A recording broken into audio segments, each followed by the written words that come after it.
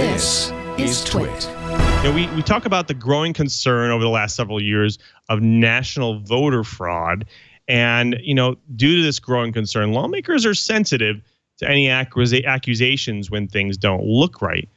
Well, if anything doesn't look right, it's the 243% turnout rate over in Georgia's 2018 primary election. Now, I don't know about you, but that kind of institutes a microscope that's going on that process. And now that it's turned on them, it seems that this is due to inflated voter numbers, phony ballots, and poor voter machines. Now, a federal lawsuit against the state has begun to turn up evidence of a number of notable problems with the primary voting procedure. Georgia's just one of 4 states that use voting machines which cannot or do not provide a paper proof of vote, which makes it harder to audit. And they use 16-year-old machines, which have suffered from freezes and crashes on election days. Now, information about the poor security of these machines has mysteriously disappeared over last year's investigation. Now, Georgia's Secretary of State, Brian Kemp, has promised to conduct a bipartisan investigation into changing voter machines before the 2020 elections. But that doesn't fix the 2018 elections. Now, I want to throw this over to Cheeber because, Cheeber, you put this in here, and I think that, as noted, these are 16-year-old machines. This problem has been around for a long time. There's probably no silver bullet to fix this problem, right? No, I don't think so.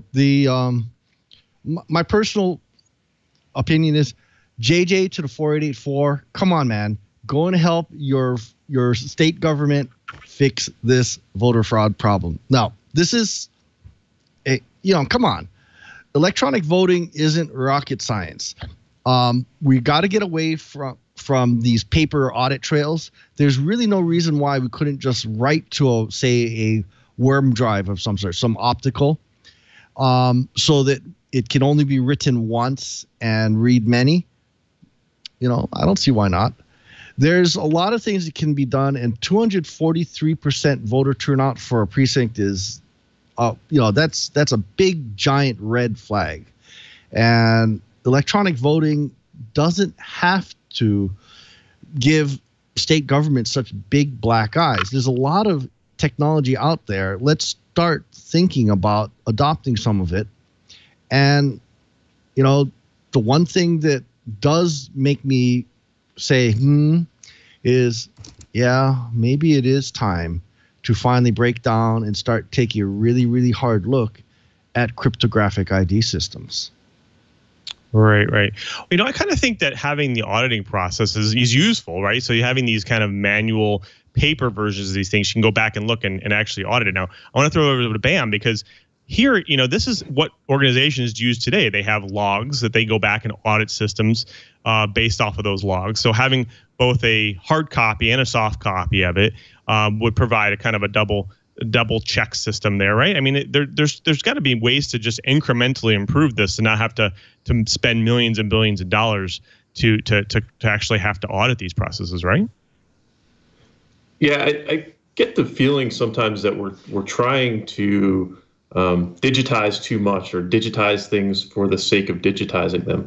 So is this really a problem? Were paper ballots really that flawed, or paper ballots actually maybe easier to audit and easier to verify than these electronic systems with less vulnerabilities because we can more accurately track, physical access than we are currently able to track, digital or electronic access.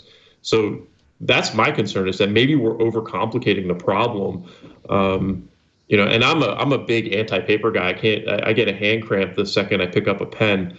So I'm not, somebody that's a Luddite here, but sometimes you got to kind of look at, are we trying to solve a problem that doesn't really exist? I also can get, as much as I like the promise of blockchain for really verifiable transactions, I wonder, does this disenfranchise certain voters who may not have the same access to the internet that we sort of consider, right next to breathing and water and other necessities?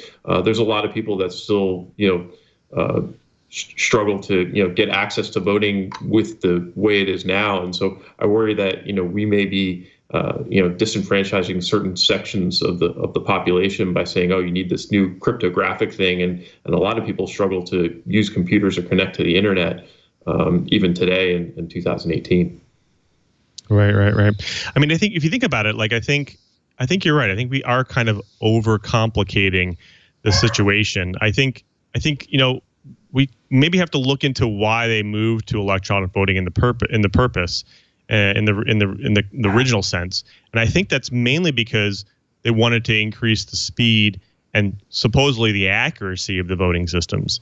But you're right. Like I think that having an online kind of basically buckets people, told people only have access to technologies. You don't want to do that. And even here in Washington State, you can send in your ballot. In fact, the only way to kind of vote is via mail here. So that provides kind of a manual mechanism there. But again, I'm sure that they electronically register and those votes once they get them. But the question here is, again, some of these states, they have either you go to a booth, you electronically do it there, or you do it electronically online. You're right. I think it might be overcomplicating. Now, Cheeber, you're kind of on the other camp of things. You're like, hey, we shouldn't be doing anything manual here. I think that everything should be electronic, and we should just secure it better. And you kind of alluded to this. Hey, cryptographic IDs might be one way. Possibly blockchain is one of the other ones that people are alluding to. Do you think that that's the solution, or is it just kind of adding to the fire? I'm actually more in the middle. I like the idea of electronic voting mostly because I was not able to vote in my state elections for many, many, many years in a row because I was serving overseas. And the number of, state citizens that are on travel for work, on travel for military, vacation, whatever, lots and lots and lots of reasons. We need to provide for that because I'm one of these people. I want to vote. I really want to vote because my voice is my vote. And not being able to vote just because I was serving overseas really bugged me. So I want electronic voting, but I don't want a flawed system either. So whatever's. And Emily Lestrange, no, I did not. I served during the Clinton administration, and I'm really embarrassed when I go overseas and say, no, I didn't vote for him. Well, again, we might be just overcomplicating. So I think, these kind of absentee ballot mechanisms are always a way to fix that problem. But again, there's always going to be a state that has one way to do it. Each state's going to do it differently here and there. So I think that we'll just have to wait and see. I mean, hopefully these systems that are having these issues will at least be reconciled as we move forward in the different elections. But we'll have to see.